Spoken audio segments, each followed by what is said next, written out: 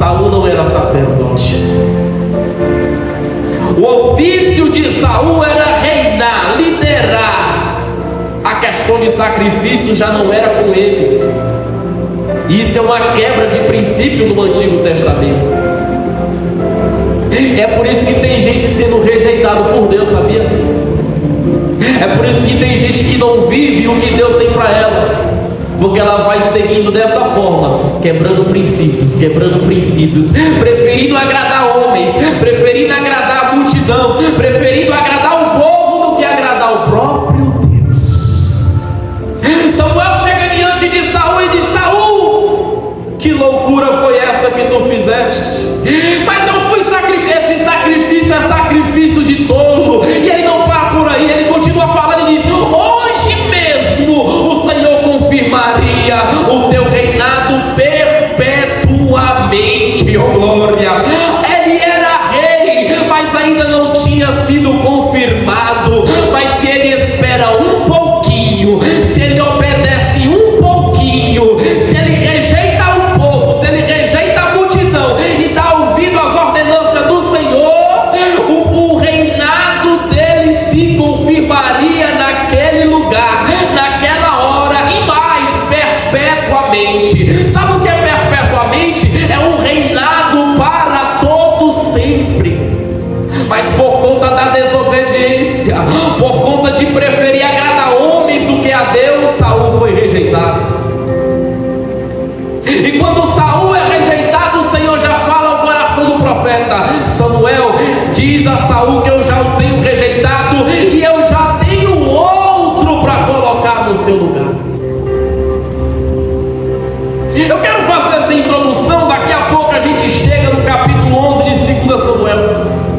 Mas nós vamos ver a diferença entre Saul e Davi aqui. Então Samuel, ele obedece ao Senhor, melhor dizendo, Samuel ouve a voz do Senhor. Aí nós passamos alguns capítulos, no capítulo 16 de 1 Samuel, a palavra do Senhor vem dizendo a Samuel: Samuel, até quando terás dó de Saul, tendo eu já o rejeitado? Ô Samuel, até quando terás dó de Saul, tendo eu já o rejeitado? Quem foi que ungiu Saul? Samuel. Quem ungiu Saul foi o próprio Samuel. E ver Saul sendo rejeitado era uma dor para Samuel. E ver Saul sendo rejeitado era como se jogasse uma lança no coração de Samuel. Ele ficou ferido. Ele não queria ver o seu obreiro sendo rejeitado por Deus. Ele não queria ver o seu aprendiz sendo rejeitado por Deus. Aí o Senhor vem: Samuel, me diz uma coisa: por que tu ainda tem dó de Saul, sendo que eu já tenho o rejeitado? E mais, eu já tenho outro para colocar no lugar dele. O Senhor já tinha um novo rei para Israel. O Senhor já tinha algo novo para a nação de Israel. Só que Samuel estava preso ao velho. Eu não sei se você vai pegar esse negócio. Deus já tinha preparado algo novo, já tinha um rei para ser estabelecido. Só que Samuel ainda estava preocupado com o velho. E não tem como eu viver o novo sem deixar o velho para trás. Oh glória! Não tem como Deus fazer algo novo se eu ainda estou apegado ao velho. Oh Samuel, até quando terás dó de Saul, tendo eu rejeitado? Eu já tenho um novo rei para minha nação, mas eu não vou poder ungir um novo rei se tu ainda está apegado ao velho. Oh glória! Deus já tem algo novo para a tua vida. Sabe por que você ainda não está vivendo? Porque você está preso ao velho, porque você está preso ao passado, porque você não quer que o Senhor venha fazer algo novo. Para que um novo ciclo venha a ser aberto, outros têm que ser fechados. E Samuel não queria aceitar isso. A palavra do Senhor diz no Evangelho, o próprio Jesus: não tem como derramar vinho novo em odres velhos. Não tem como o Senhor abrir algo novo na tua vida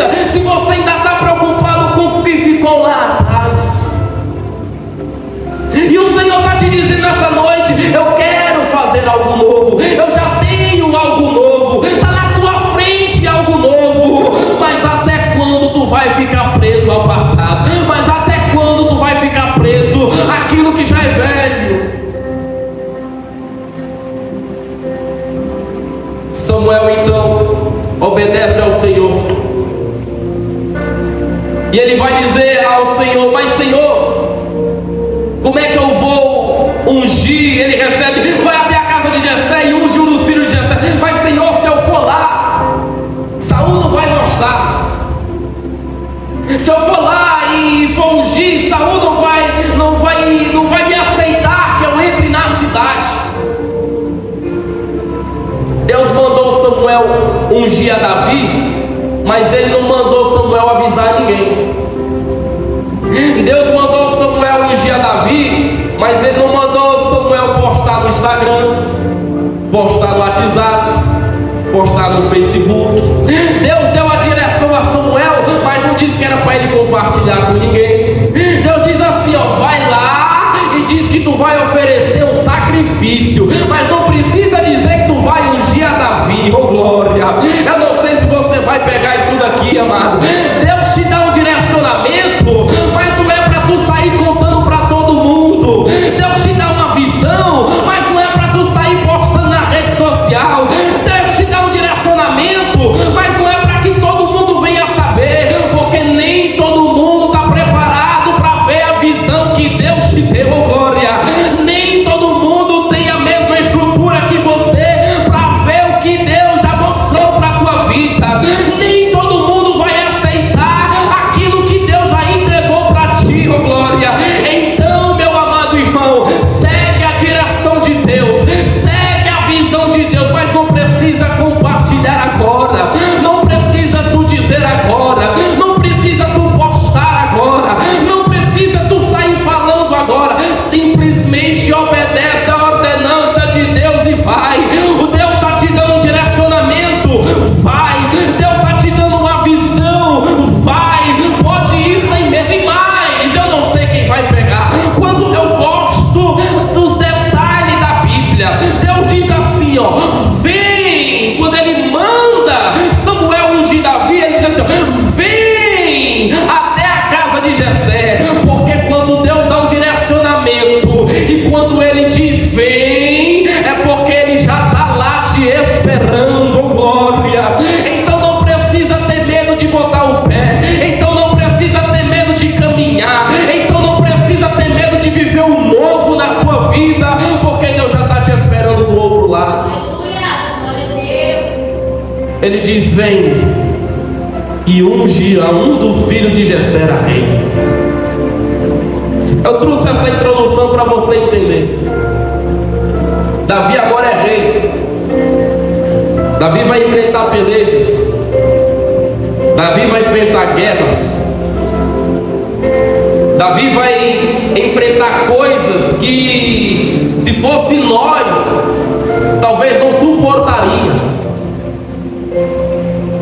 Davi vai enfrentar perseguições. Só que quando Davi está no seu reinado, estabelecido no trono, é rei, aí entra o capítulo que a gente lê. 2 Samuel capítulo 11, a Bíblia diz que no ano e no tempo em que saíam os reis para a guerra, Davi envia Joabe. Mas quem é o rei? Davi ou Joabe? Quem é o rei? Davi ou Joabe? Quem é o rei, irmãos? Davi ou Joabe? Davi. E a Bíblia diz que no tempo em que os reis saíam para a guerra, os reis saíam para a guerra, Davi envia Joabe. Davi era para ter ido para essa guerra. Ele era o rei, ele estava no trono. Só que ao invés dele ir, talvez, não estou com vontade de ir para a guerra hoje não, vou enviar Joabe, meu servo. Ele envia Joabe e a palavra diz que ele fica em Jerusalém. E foi nesse dia em que Davi negligencia o que é colocado para ele fazer, o que ele foi chamado para fazer, que ele cai.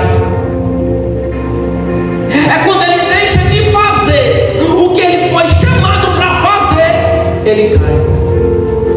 A Bíblia diz que Davi é um homem de guerra. Eu comecei aqui falando disso. A Bíblia, 1ª, 2ª Samuel até 1 Reis ainda fala de Davi. Davi é um homem de guerra. Quando ele pensa, Senhor, quero fazer uma casa para ti, o Senhor responde: Davi, tu não pode, a tua mão é suja de sangue. Mas faz o seguinte, eu vou deixar até o filho Salomão fazer uma casa para mim, mas tu não pode, a tua mão é suja de sangue. Ou seja, Davi era um homem de guerra, de peleja, era um homem que matava para que o povo de Israel viesse ser protegido. Só que nesse dia, nessa guerra, Davi decide ficar em casa. E aí é que mora o perigo. E é aqui, em cima disso aqui, que eu quero pregar. É quando nós deixamos de fazer o que o Senhor chamou para nós fazer, nós corremos um sério risco de cair. Quando o Senhor nos chama para fazer algo em prol do reino, e nós negligenciamos, nós abrimos mão, porque aqui é algo anormal. Davi é homem de guerra, mas Davi não ir para a guerra neste dia é algo anormal. Então, amado, não se conforme com o anormal na tua vida. Se você percebe, se você consegue ter uma visão ainda que pequena, que tem algo de errado, abra o olho. Pega isso daqui. Toda vez que vem uma guerra, o mundo espiritual dá um alerta. Toda vez que vai anteceder uma guerra, o mundo espiritual vai te avisar. E Davi aqui era para ter abrido o olho. Ele não sentiu vontade de ir para a guerra, era o mundo espiritual avisando Davi, porque Davi era homem de guerra. E um homem de guerra não querer ir para a guerra, alguma coisa está errada. E ele decide enviar Joabe, o seu servo, e a palavra diz que neste dia, ele passeando no seu terraço, ele avista uma mulher bela, formosa à vista. E é nesse ponto que o inimigo está pegando muito cristão. Ele tenta derrubar, ele tenta difamar, ele tenta acusar. Mas sabe onde é que ele está pegando o crente? Na distração. Quando o crente está distraído, às vezes ele lança seta, não pega. Às vezes em acusação, não pega. Às vezes em calúnia forte, não derruba. Mas numa distração, às vezes o inimigo sai vitorioso. Então o recado de Deus para a nossa vida nessa noite é: cuidado com a distração, cuidado com o anormal. Está vendo que tem algo diferente acontecendo? Não está mais sentindo vontade de orar, não está mais sentindo vontade de louvar, não está mais sentindo vontade de pregar, alguma coisa está errada. Não está mais sentindo vontade de ir para a igreja, o mundo espiritual está te alertando para que a distração não venha te pegar. Tem um lindo louvor, foi tocado hoje na rádio quando eu estava preparando essa palavra. Em tempos de guerra, nunca pare de louvar. Em tempos de guerra, nunca pare de adorar. Não negligencie as suas guerras. Mas pastor, Deus é comigo na peleja, Deus é contigo na peleja, mas não fique curvado perante essa guerra. Vá de frente, encare as suas lutas, encare as suas pelejas, encare os seus gigantes, encare os leões que surgem diante da tua vida. Mas não deixe outra pessoa guerrear por você quando essa guerra é sua. Não deixe outra pessoa pelejar no seu lugar, sendo que esta peleja é sua. Não era para Joabe ir. A Bíblia diz que é no tempo que os reis saíam para a guerra. Era um tempo determinado, já tinha marcado. Era um outono, um inverno, eu não sei, mas era o tempo em que os reis saíam para a peleja. E nesse dia Davi não foi. E é nesse dia que Davi cai. O inimigo está usando disso, das distrações. Nem mais TV eu acho que ele usa. Hoje em dia é um aparelho celular, roubando a mente do cristão. Quando a gente vira, percebe, eu amado, eu gosto de dizer isso. Quando você vê alguém pregando a palavra, se ele não for um hipócrita, primeiro o Espírito Santo entregou para ela. Porque a palavra é uma espada de dois gumes. Quando ela vai aí, no mesmo tempo que ela corta aí, ela corta aqui. Quando a gente vai ver, ao invés de ler a Bíblia, a gente está com 2 horas com o celular na mão. Quando a gente vai ver, é 1h da manhã, ao invés de estar com o joelho dobrado, que é pedindo bênção, pedindo vitória, a gente está com o celular na mão. Quando dá 7 da manhã, a gente acorda, ao invés de dobrar o nosso joelho e dizer: Senhor, me protege nessa jornada de trabalho, a gente está com o celular na mão. E o inimigo distraindo, o inimigo roubando a atenção. Aqui não foi um celular, não tinha naquela época, mas aqui ele usou uma mulher bela e formosa. Davi estava passando no seu palácio e avistou aquela mulher. E nessa distração, Davi começa a errar, Davi começa a cair, porque ele não percebeu. E pega isso daqui, irmão. Depois que você já está distraído, para que a tua atenção volte de volta para o Senhor, é complicado, é mais difícil. Davi agora já está distraído, ele deixou de fazer o que era para ele fazer, então ele vai cobiçar a mulher alheia, um pecado. A mulher é casada, outro pecado. A mulher era mulher de Urias, a Bíblia diz que era mulher de Urias. Então Davi manda perguntar: quem é aquela mulher? Os seus servos respondem: essa não é a mulher de Urias, a quem está na peleja, na guerra? E ele nem quer saber, manda chamar, se deita com ela, coabita com ela, tem relações com ela. E a Bíblia diz que aquela mulher, ela vai gerar filho de Davi. Então Davi fica perturbado e ele manda chamar Urias da guerra. Mandando trazer Urias da guerra, ele vai fazer algo maligno. Ele vai tramar para que Urias venha deitar com a sua mulher, para quando a barriga começar a crescer, ninguém desconfiar de Davi. E quando da Urias chega, a Bíblia diz, amado, que Davi manda ele se lavar seus pés, ir até a sua casa e deitar com a sua mulher. Tudo isso Davi está tramando, tentando encobrir o seu erro, tentando encobrir o seu erro. Só que a Bíblia diz, amado, que Urias, ele não dorme na sua casa. A palavra diz que Urias dorme à porta do templo.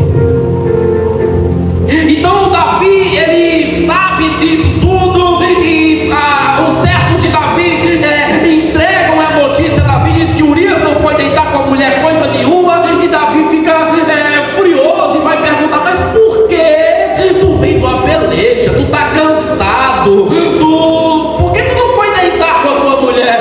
Aí Urias vai responder: o meu servo, o Joabe, o meu senhor, toda Israel, a arca e Judá estão em tendas. Os meus servos e os meus senhores estão acampados no campo. Por que eu vou entrar na minha casa, comer, beber e me deitar com a minha mulher? Eu não vou fazer isso, não. Olha a lealdade desse homem. Não vou deitar, não. A arca está em tendas, meus servos estão acampados, o meu senhor Joabe está na peleja. Eu vou entrar, comer, beber, fingir que não está acontecendo nada? Olha a diferença de alguém ligado com alguém distraído. A guerra está acontecendo e ele está ligado na guerra. Contrapartida, o rei Davi, a guerra está acontecendo e ele distraído e cobrindo os seus pecados. Mas Davi, eu não vou me deitar coisa nenhuma. Davi vai além, porque o erro de quando a gente está distraído, cometendo erro, as pessoas costumam encobrir um erro em cima de outro erro. Uma mentira em cima da outra mentira, e assim vai virando uma bola de neve, sim ou não? Quando alguém mente, a tendência dela é mentir mais ainda para cobrir a mentira que ela já mentiu. Para encobrir aquela mentira, ela inventa outra mentira, e assim vai construindo uma bola de neve. Uma mentira em cima de outra mentira. E Davi queria encobrir esse erro dele. E ele vai além. Ele chama Urias: Urias, senta aqui, vamos comer, vamos beber. Embebeda Urias, mas nem Urias bêbado deixou de ser leal aos seus soldados. E ele não vai deitar com a mulher. Ele não vai deitar com a mulher. Aí Davi já pegou A na nossa expressão. Davi vai tramar contra Urias. Davi pega uma carta e escreve e manda para o chefe Joabe, que está na frente da guerra, e diz: olha, coloca Urias lá na frente, coloca Urias como homem de frente, para que ele morra. E ele sela a carta e coloca a carta na mão de quem? Urias. Urias é tão leal que ele está com a carta, e nessa carta está seu juramento de morte, e ele nem sequer abre para ler a carta. Ele leva a carta até Joabe, e nesta guerra Urias morre. Eu estou tentando contar essa história, estou tentando abrir a mente dos irmãos, para que os irmãos venham entender a diferença entre alguém ligado na guerra e alguém que está distraído, porque nós constantemente estamos em meio a guerras, constantemente estamos enfrentando pelejas, e é preciso estar ligado, e é preciso ser leal ao nosso rei. É preciso estar ligado e ser leal ao nosso rei. Não deixe as distrações dessa vida tirar o teu momento com Deus. Deus está com saudade daquelas manhãs que você lia a Bíblia. Deus está com saudade daquelas madrugadas que você deixava o celular de lado para orar. Deus está com saudade quando você chorava lavando a louça, ouvindo aquele louvor que tu tanto gosta. Os louvores já nem te tocam mais, porque você está distraído com outras coisas. Os louvores já não importam mais, porque você acha mais engraçado os vídeos do TikTok. Os louvores já nem arrepiam mais a tua pele, porque você prefere sorrir com piadas indecentes na internet. E essa distração vai roubando o espírito, e essa distração, o espírito vai se entristecendo. E nessas distrações da vida, nós perdemos a comunhão com o nosso Deus, o nosso Pai Celestial. Davi estava assim, era homem de guerra, era homem que estava ali na linha de frente, encarando, pelejando, e de repente se distraiu. Só que nem toda mentira dura para sempre. Nenhuma máscara, oh glória, é tão boa que um dia não vem envelhecer. Nenhuma máscara dura para sempre, uma hora ela cai. Tem gente que vai em cima do púlpito, pelas igrejas, mundo afora, pregando, louvando, e vivendo erroneamente, e vivendo em lascívia, em prostituição, e encobrindo, e vai encobrindo. Só que um dia a máscara cai, um dia a conta chega, um dia aquele que não se deixa escarnecer vem buscar a conta. E não adianta eu ficar encobrindo, e não adianta eu ficar alisando, não. Uma hora a conta chega. De repente está lá Davi no seu palácio, lá vem o profeta Natan, oh glória, contando a Davi uma parábola. Davi, me diga uma coisa: tem um rei que tem milhares de gado, milhares de ovelhas, pode usufruir de tudo, ele é muito rico, ele é muito próspero, ele pode a hora que quiser matar um cabrito para fazer uma festa. Contrapartida, tem um servo seu do outro lado que só tem uma casa, só tem uma ovelha, e o rei decide um dia pegar essa ovelha, matar essa ovelha e comer. O que merece esse rei? Davi olhou para Natã: este rei merece a morte. Este rei merece a morte. Natã olhou para ele: pois este rei é tu. Depois de Davi lançar a sentença, porque nós somos assim, sabia? O cristão às vezes é assim. Para ele nada está errado, ele é o santo, ele é o certo, ele gosta de acusar, mas quando vem uma acusação para ele, mas quando alguém aponta o erro dele, mas quando alguém toca na ferida dele, este merece a morte. Pois este rei é tu. A Bíblia diz que Davi se entristeceu. A Bíblia diz que Davi ficou com seu coração amargurado.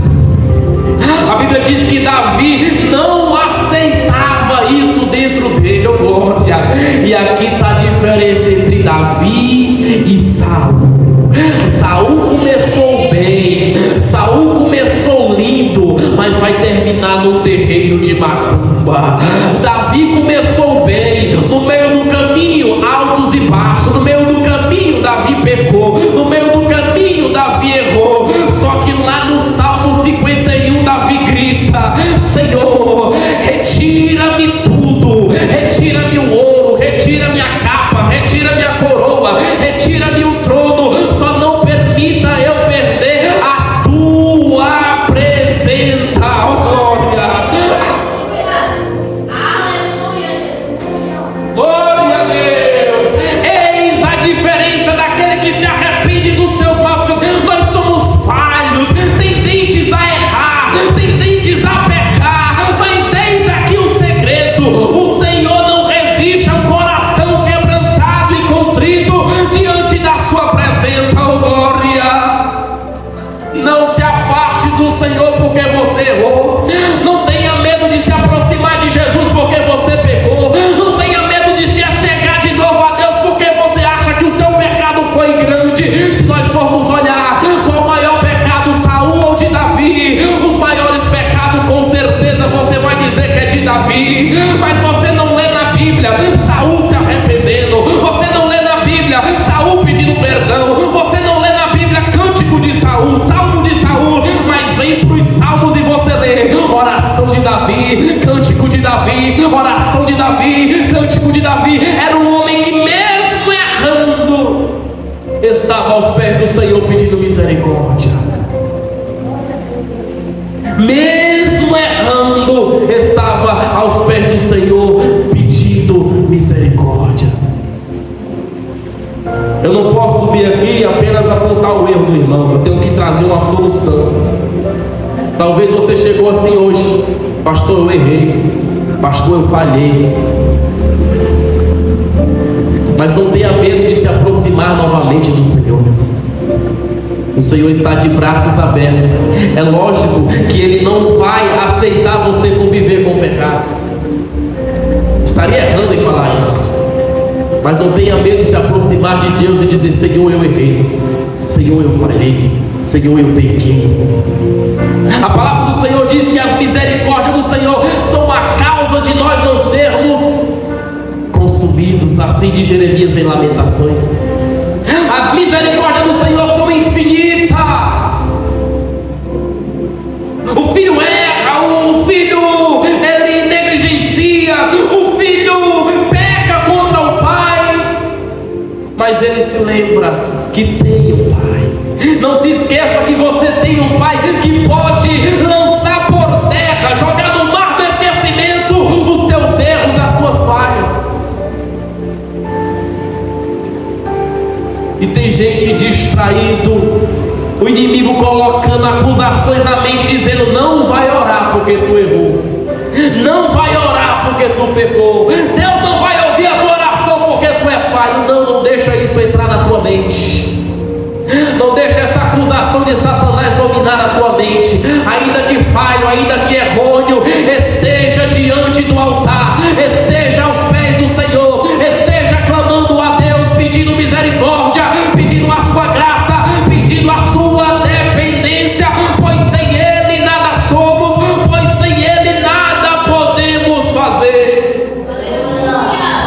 gente terminar. Estou terminando, vem comigo, Salmo de número 51. Estou terminando, Salmo 51. Oh, glória a Deus amado, aleluia. Salmo 51 para a gente terminar. Oh, glória a Deus. Eu estou pregando para alguém aqui, eu sei, que talvez pensou assim: Senhor, eu errei, Senhor, eu falhei, o que eu faço? Vem no Salmo 51 e faz como Davi, que diz assim: tem misericórdia de mim, ó Deus, segundo a tua benignidade, apaga as minhas transgressões, segundo a multidão das tuas misericórdias, lava-me completamente da minha iniquidade e purifica-me do meu pecado, porque eu conheço as minhas transgressões e o meu pecado está sempre diante de ti. Contra ti somente pequei e fiz o que é mal à tua vista, para que seja justificado quando falares e puro quando julgares. Eis que em iniquidade fui formado e em pecado me concebeu a minha mãe. Aí nós vamos pular lá para o 11, que diz assim: não me, pro 10, cria em mim um coração puro e renova em mim o espírito reto, não me lances fora da tua presença e não retire de mim o teu espírito. Não tem super crente, amado, não tem super crente. A nossa oração devia ser essa, toda manhã e toda noite. A Bíblia diz que o Senhor olhou para a terra e não viu um justo sequer. A Bíblia diz que o Senhor olhou para a terra e não viu um justo sequer. Somos falhos e pecadores, mas o segredo está em estar aos pés do Senhor, clamando, intercedendo, pedindo a sua misericórdia. Paulo diz que todos nós pecamos e destituídos fomos da glória de Deus. Então, pastor, e agora? Aí vem o Senhor Jesus Cristo com a sua graça, com seu infinito amor. João capítulo 3, versículo 16: o Senhor deu ao seu Filho unigênito, para todo aquele que nele crê não pereça, mas tenha a vida eterna. Você tem Jesus para recorrer, você tem Jesus para orar, você tem Jesus para buscar quando a acusação vier na tua mente. Amém? Se coloque de pé, já vamos encerrar este maravilhoso e santo culto. Oh, glória! Faz assim com a tua mão, faz assim, permita-me fazer uma oração pela tua vida. Senhor meu Deus e eterno Pai, em nome de Jesus, eu não sei qual a acusação de Satanás contra os teus filhos, eu não sei qual a acusação do inimigo contra esta vida, mas em nome de Jesus eu te peço, perdoa qualquer que seja a falha, perdoa qualquer que seja o erro. A tua palavra diz, Senhor, que o Senhor é o justo juiz, e o nosso Deus, o nosso Pai, é o advogado fiel. Em nome de Jesus, que toda acusação do inimigo caia por terra. Em nome de Jesus, que as tuas misericórdias recaiam sobre a vida desta pessoa, que as misericórdias do Senhor estejam sobre a casa dessa pessoa. Em nome do Senhor Jesus, a tua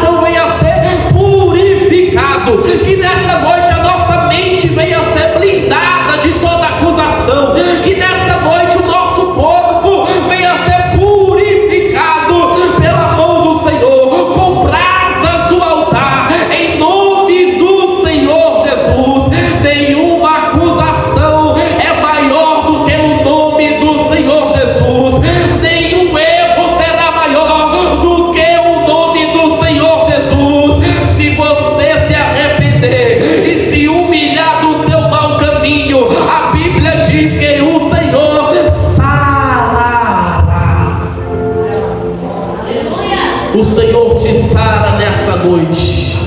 Essa noite é noite de renovo. Essa noite é noite de sarar feridas. Nessa noite tu volta a orar. Nessa noite tu volta a ter comunhão com o Senhor. Nessa noite tu volta a ter intimidade com o Eterno. Em nome do Senhor Jesus.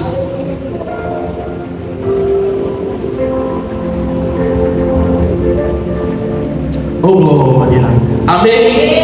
Glória a Deus. Eu queria ter mais fôlego para louvar esse louvor, eu acho lindo. Mas nós vamos encerrar. Amém? Glória a Deus. Se você acredita nessa palavra, aplauda o nome do Senhor Jesus.